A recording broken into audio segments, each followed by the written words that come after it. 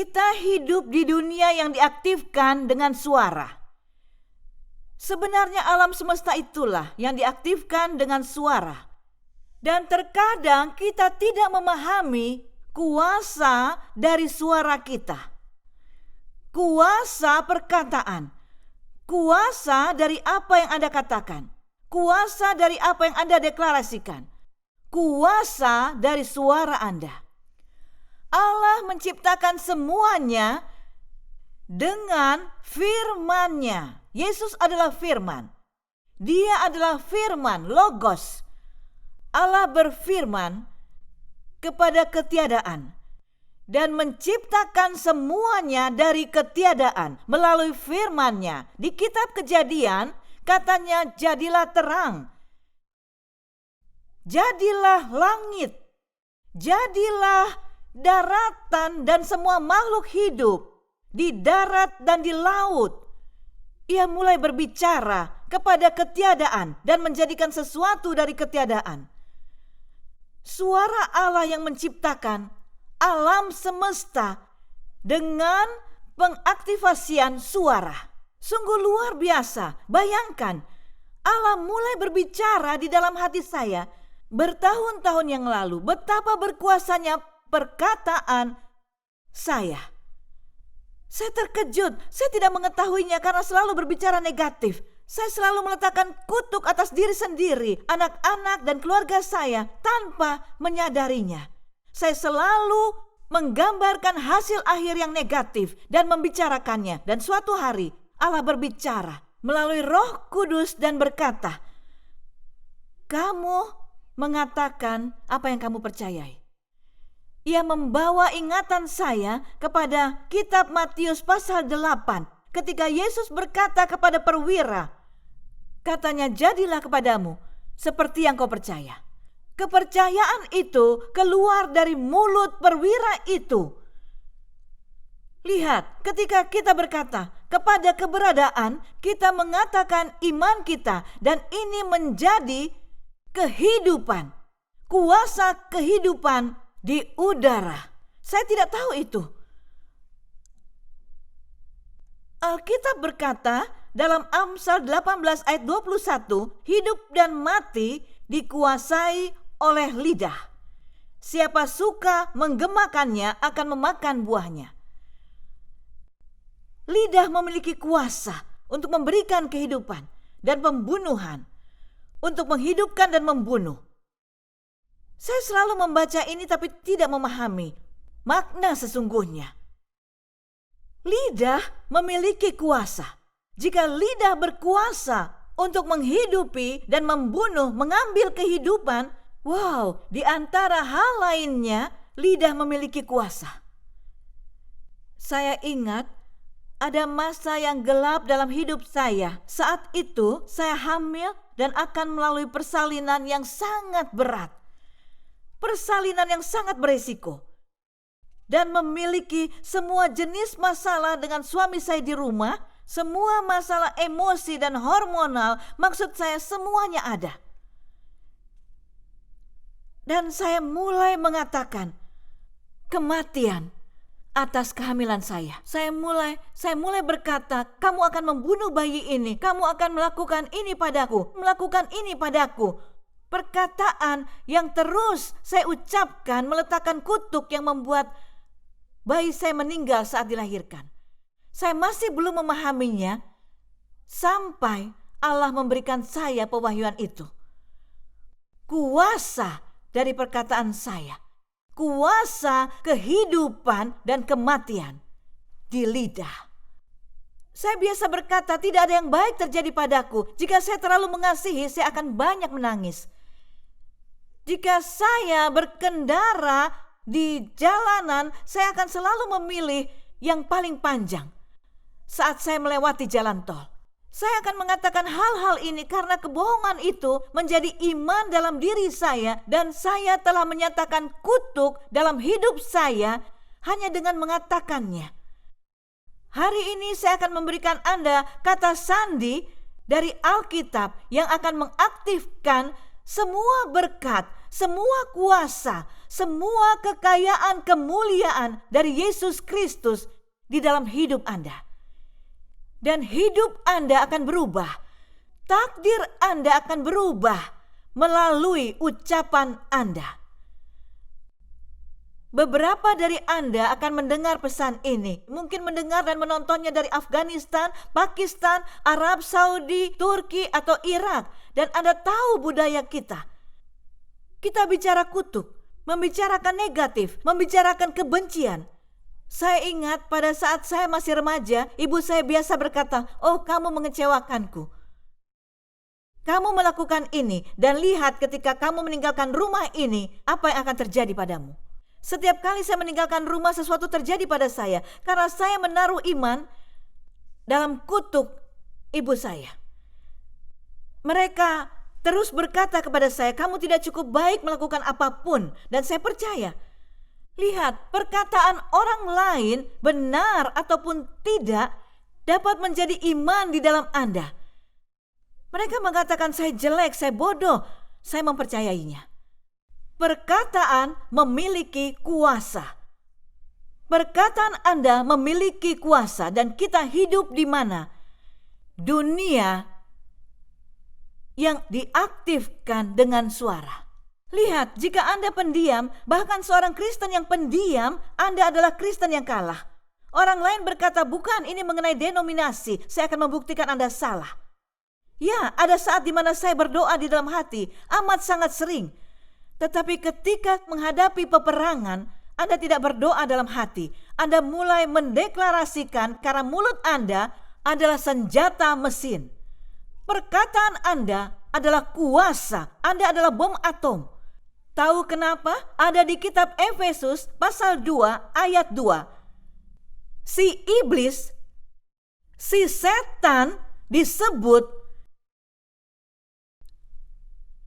sebagai penguasa kekuasaan di udara. Bagaimana Anda berperang di udara? Bagaimana memerangi yang tidak dapat Anda lihat? Dengan perkataan Anda, dengan pedang ilahi Anda. Lihat, ketika Anda mulai melihat seseorang sebagai musuh, Anda akan melakukan perlawanan dengan kedagingan, seperti yang masih Anda lakukan sampai sekarang. Tetapi ketika Anda mulai melihat penguasa dan roh jahat, kekuatan kegelapan di balik orang-orang itu, sehingga mereka melakukan semua hal itu, maka strategi Anda dalam peperangan akan berubah. Ketika Anda mengubah strategi Anda akan melihat diri Anda berjalan dari kemuliaan ke kemuliaan, dari kemenangan ke kemenangan. Itulah misi yang harus saya penuhi bagi Anda untuk memahami betapa pentingnya perkataan Anda. "Oh, yang tidak baik terjadi pada saya. Oh, ayah saya melecehkan saya dengan perkataannya. Ia mengatakan ini, mengatakan itu. Oh, saya mempercayai kebohongan itu." Ia telah mengalahkan gambaran diri Anda yang amat sangat-sangat penting, identitas Anda. Dan hidup berdasarkan perkataannya. Anda mengizinkan suara roh jahat itu memiliki kuasa dalam hidup dan takdir Anda hari ini. Butuh waktu yang lama bagi saya untuk memahaminya karena saya bertumbuh di budaya di mana wanita lebih rendah dari pria. Saat saya bertanya, saya akan dijawab, "Oh, kamu tidak perlu tahu, kamu perempuan." Ketika saya ingin melanjutkan pendidikan, mereka berkata, "Oh, itu tidak perlu, kamu hanya perempuan." Jika saya melakukan sesuatu yang sangat baik, mereka berkata, "Itu lumayan bagi seorang perempuan." Lihat, saya mempercayai ucapan itu, dan saya menantang Anda hari ini, kapanpun Anda menonton siaran ini, Anda dapat menghancurkan kutuk dalam hidup Anda. Bagaimana? Pengaktifasian suara. Deklarasikan. Saya akan memberikan kata sandi. Anda akan menyukainya, dan saya mengajarkan ini dengan sepenuh hati dalam bahasa lain, dan orang menulis kepada saya, "Isik Abla, sejak saya melakukan seperti yang Anda katakan, hidup saya berubah. Pernikahan saya berubah. Hidup anak-anak saya berubah. Tidak ada kata terlambat. Mungkin Anda memiliki anak, mungkin mereka masih remaja, Anda berkata negatif kepada mereka dengan kritik, penghakiman, kekejian, bahkan dengan roh yang jahat. Anda menanamkannya ke dalam mereka. Sekarang Anda dapat membalikan yang salah. Anda dapat.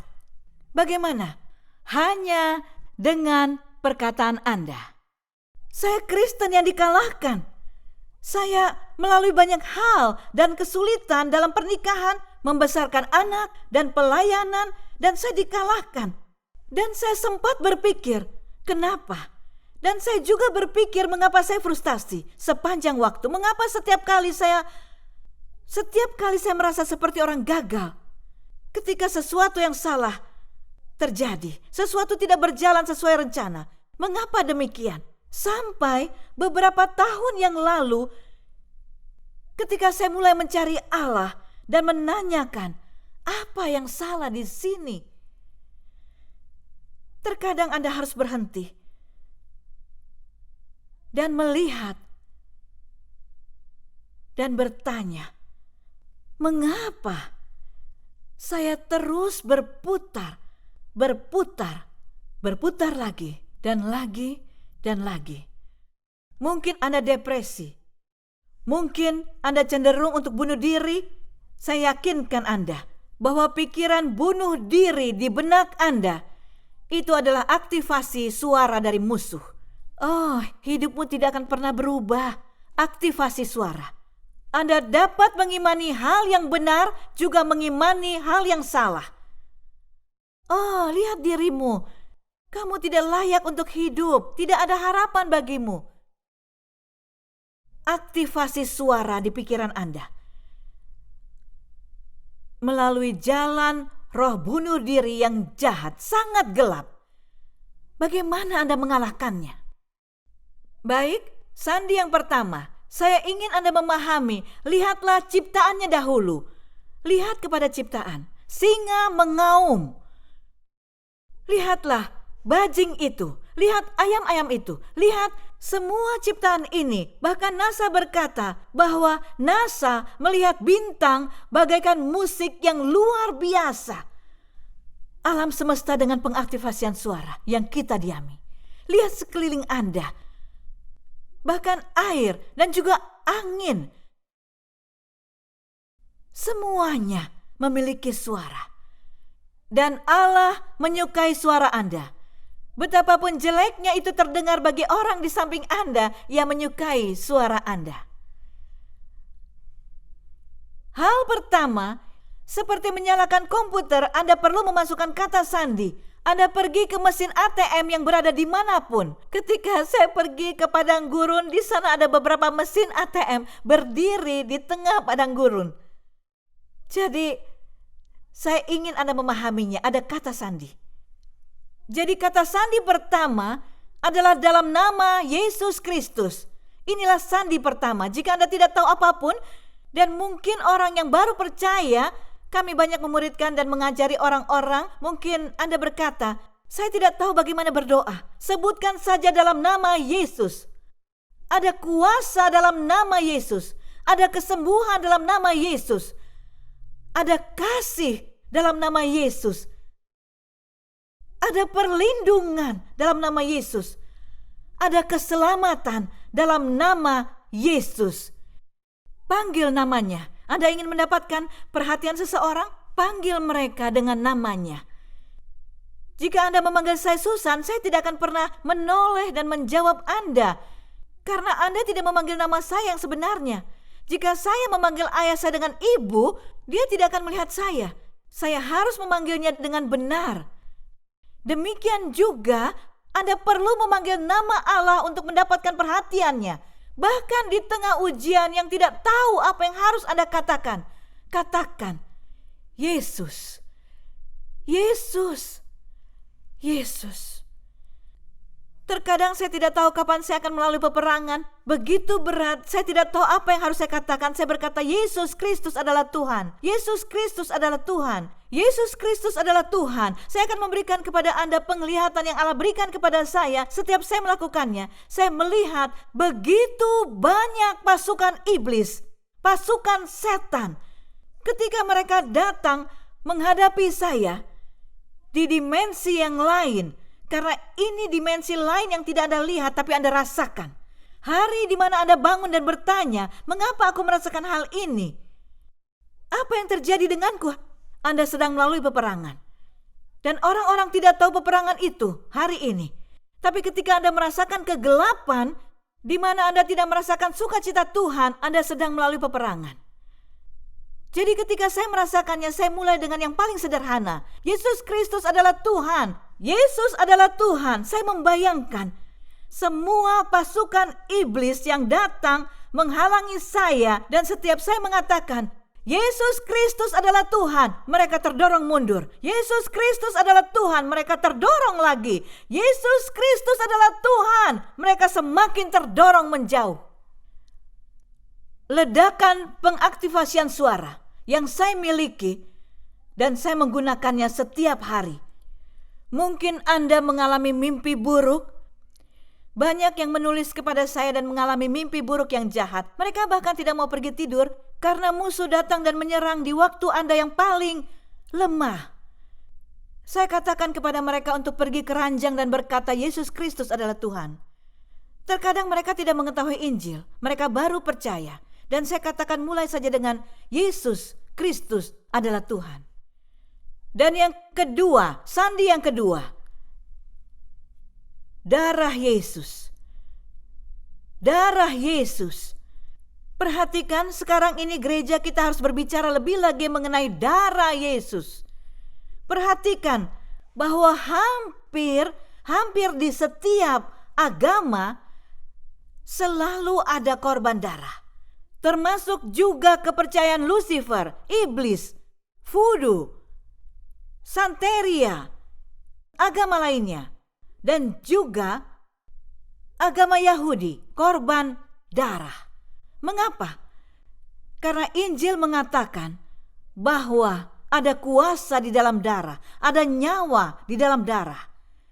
Ketika Anda mulai mengatakan darah Yesus, perhatikan satu tetes darah Yesus Kristus dapat mengalahkan semua pasukan iblis. Satu tetes. Ketika Anda mulai mengatakan darah, musuh mulai takut kepada Anda. Ia melarikan diri dari Anda. Jadi saya memulai setiap hari dengan menaruh garis darah Yesus Kristus antara saya dan iblis. Saya meletakkan garis darah Yesus Kristus antara saya, keluarga saya, pelayanan, saya tulis semuanya. Bahkan pengikut di Facebook, saya memulainya di setiap pagi hari. Saya meletakkan garis darah Yesus Kristus. Saya terlindungi oleh darah Yesus Kristus. Perhatikan pengaktifasian suara. Karena kelimpahan dalam hati, kata Alkitab harus dikatakan. Apa yang ada di hati Anda mengatakan keluar. Jadi jika ada penyimpangan di hati Anda dan Anda membuat candaan yang tidak patut, mengapa? Karena ada nafsu di hati Anda. Keluar dari mulut Anda. Tidak dapat disembunyikan, cepat atau lambat perkataan kotor keluar, perkataan sampah keluar. Semua yang ada di hati Anda. Tapi ketika Anda memiliki iman di hati Anda mengatakan iman. Anda menyatakan perlindungan Allah, berkat Allah, kedamaian Allah, kasih-Nya atas hidup Anda melalui perkataan Anda. Jadi darah Yesus adalah salah satu yang harus diperkatakan dengan nyaring. Ketika saya katakan nyaring, bukan berarti harus selalu bersuara nyaring. Terkadang di tempat keramaian yang saya kunjungi, saya melihat sesuatu sedang terjadi di udara. Saya lihat perselisihan di udara. Saya melihat kebencian, permusuhan. Dan saya mulai berbisik. Oh, darah Yesus, darah Yesus. Bahkan dengan suara yang lebih kecil. Darah Yesus, basuhlah aku, saya mengucapkannya. Sandi lainnya, yang ketiga, ucapan syukur. Ucapan syukur dengan nyaring sangat berkuasa dan penting, di mana jika Anda mulai melakukannya, Anda akan mulai melihat keuntungannya dari ucapan syukur. Ucapan syukur, jangan pikir perkataan ini adalah perkataan yang ajaib yang kemudian akan membosankan. Saya tidak bosan karena saya melihat kuasanya. Saya selalu mengatakan ini. Berterima kasih dan ucapan syukur adalah magnet raksasa keajaiban.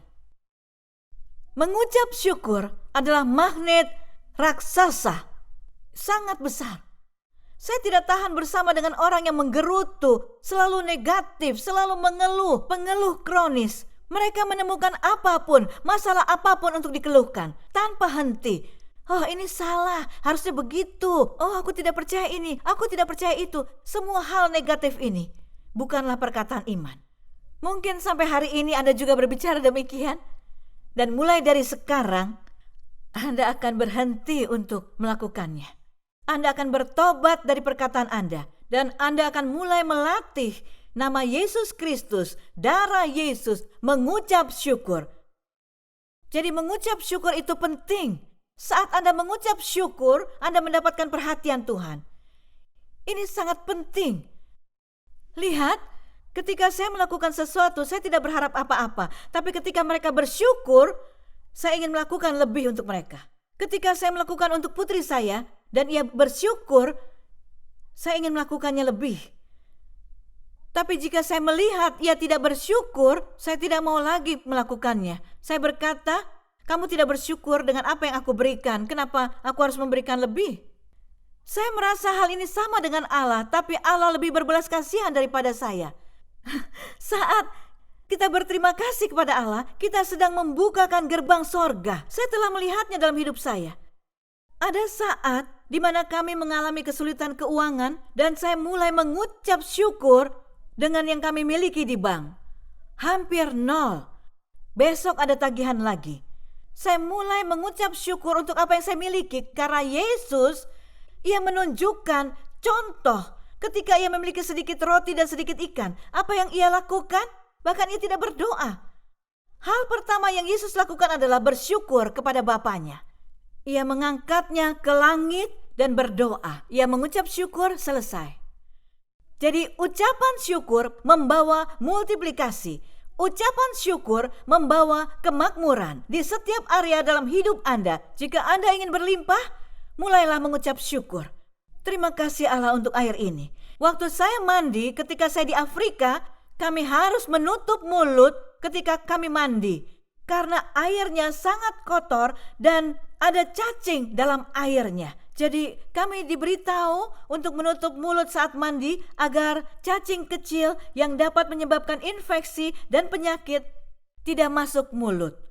Jadi setiap kali kami mandi dengan air bersih, setiap kali saya berterima kasih. Saya tidak tahu berapa banyak, setidaknya belasan kali. Ketika saya minum air yang bersih, saya berterima kasih.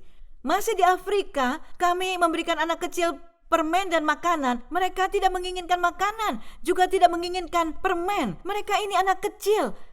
Mereka meminta air. Jadi saya belajar mengucap syukur dengan melihat penderitaan mereka yang kurang beruntung. Bersyukurlah, karena dengan demikian Anda telah mengalahkan iblis. Bagaimana ini terjadi? Ini luar biasa. Salah satu ayat yang saya sukai dari 2 Raja-Raja pasal 20. Tentara yang besar sedang menghadapi bangsa Israel. Tentara yang besar. Saya akan mengatakan, sandi ini yang saya ajarkan kepada Anda, ucapan syukur, juga mengalahkan semua pasukan musuh dalam hidup saya. Setiap kali saya mulai peperangan, hal lain yang saya lakukan adalah mengucap syukur. Saya membesarkan ucapan syukur tanpa henti. Saya terus berterima kasih kepada Allah. Dan semua awan gelap mulai menyingkir dari saya karena ucapan syukur.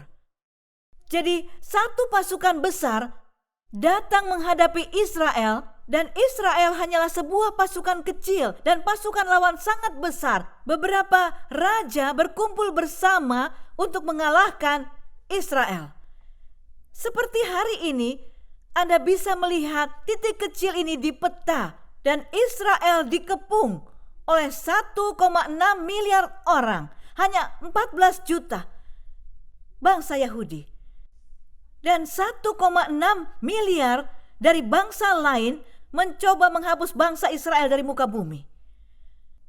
Begitu juga di zaman dahulu, ketika Anda adalah umat Allah, Anda adalah anak Allah, Anda memiliki banyak musuh. Mereka membenci Yesus, Anda juga dibenci. Mereka membenci Yesus, Anda juga dibenci. Jadi, tahukah Anda apa yang dilakukan seluruh pasukan Israel? Apa yang Allah minta mereka lakukan? Mereka meletakkan pemazmur, kelompok penyembah, dan mereka mulai mengucap syukur.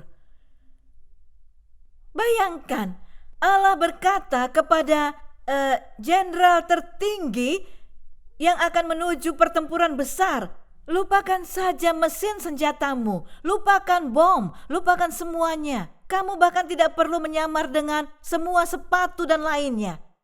Mulailah dengan mengucap syukurlah kepadaku. Kamu akan dimenangkan. Apa yang akan jenderal itu katakan?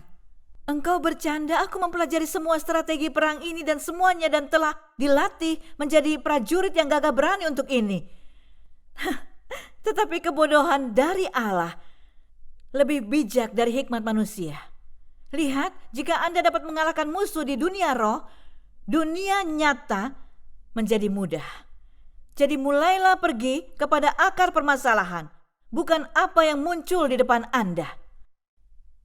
Jadi bangsa Israel berkata, ucapkan syukur bagi Tuhan. Mereka berkata Adonai, ucapkan syukur kepada Tuhan Adonai. Kasih dan belas kasihannya untuk selamanya. Ucapkan syukur kepada Tuhan, kasih dan belas kasihannya untuk selamanya. Mereka terus mengatakannya, tanpa henti, ucapkan syukur, ucapkan syukur. Dan mereka memenangkan perang.